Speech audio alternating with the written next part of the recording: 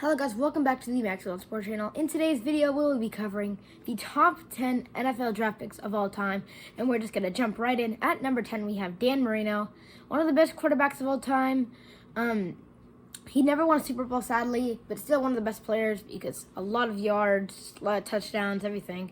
First round of the 83 draft pick, 27th overall. But that's pretty good, but I feel like that's... in his career, compared to the draft pick, that's not that good. But still, usually the best players don't get drafted first overall. Yeah, except for LeBron, he got drafted third overall, which is pretty close, but yeah. So he was he inducted into the Hall of Fame 2005. That's pretty much all about Dan Marino. At number 9, we have Emmitt Smith.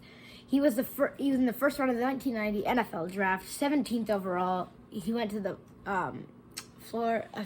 the Florida Hurricanes College, I think. He won some Super Bowls. Yeah. At 2010, he made it to the Hall of Fame. Career yards, 18,355.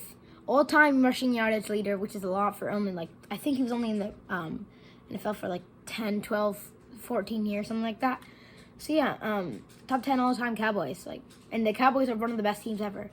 Number 8, Bart Starr, 17th round of the 1956 NFL draft, 200th overall. Wow, that's better. That's worse than Joe Montana. And this guy, not worse than Tom Brady. This guy won 2 Super Bowls. That's amazing. 17th round. I don't even know that was it goes that far. It's really odd. He was in the NFL 1960s All-Decade Team. In 1977, he made the Hall of Fame, and yeah.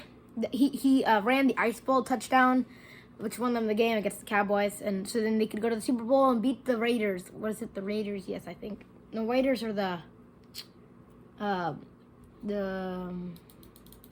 Chiefs. Yeah, one of those. I don't know. Yeah. Number 7, Lawrence Taylor, first round of the 1981 NFL draft. He was the 2nd overall, which is really good. And his career was probably the best. And his lowest highlight is his worst highlight. It's when he broke Joe Theismann's leg and ended his whole career. Yeah. Well, 2nd overall is really good, but first overall is way better. 10-time Pro Bowl selection, which is a lot. 80s All-Decade Team and the 75th anniversary team for the NFL. 1999 inductee into the Hall of Fame, which was right after he retired, I think. Number 3 on the top 100 list. Number 3 most feared tackles, and yeah, pretty much one of the best players in NFL history. Number 6, Jerry Rice, the best wide receiver, in my opinion, in NFL history. Drafted by the 49ers, the first round of the 1985 draft, 16th overall. Pretty good. He owns every receiving record. Well, not everyone, but most of them.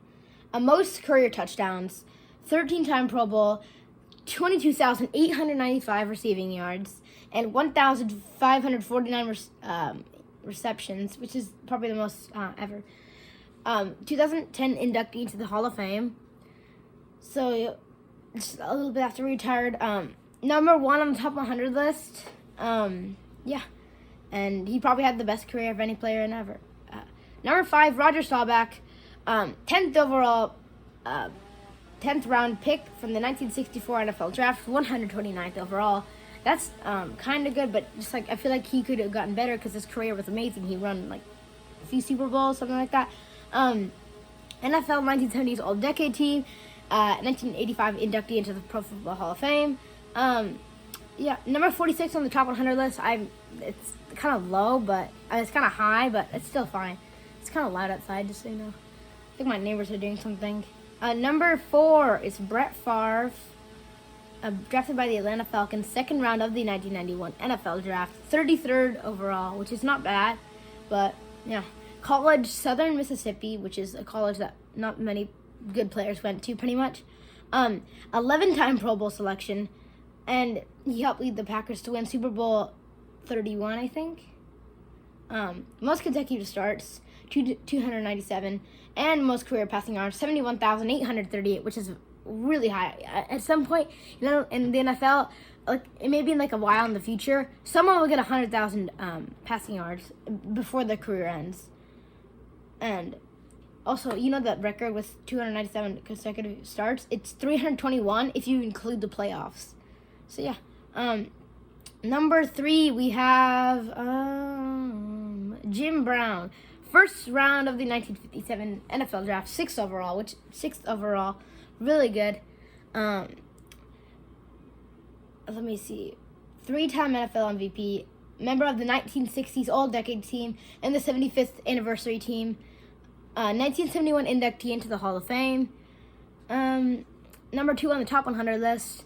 So second of the most opinion. Like, a lot of people have his opinion, but in their opinion, second best of all time. Joe Montana is number 2, drafted by the 49ers, 3rd round of the 1979 NFL Draft, 82nd overall. Notre Dame was his college, and the NFL 80s All-Decade Team and the 75th Anniversary NFL Team. 4 Super Bowls with the 49ers, and 3 MVPs. And I think Jerry Rice won the other one. He went to the Hall of Fame in 2000, which is right after he retired. Into the Hall of Fame. Number 4 on the top 100 list, and number 1 clutch QB.